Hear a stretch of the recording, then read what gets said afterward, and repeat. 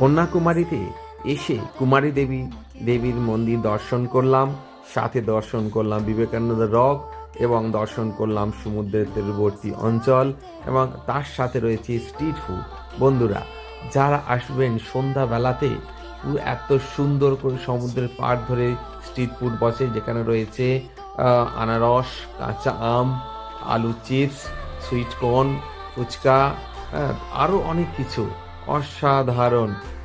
আনারস, তারপর রয়েছে কাঁচা আমটা বেশি, কারণ এই যে ক্লাইমেট এখানে, যেমন কাঁচা আম তার সঙ্গে একটু ঝালের লঙ্কার গুঁড়া বা লবণ দিয়ে সুন্দর লাগছে। ফুচকা রয়েছে, কত রকম বাদাম, তারপর নানান রকম চানা ফুচকা সব রকম রয়েছে, জল রয়েছে।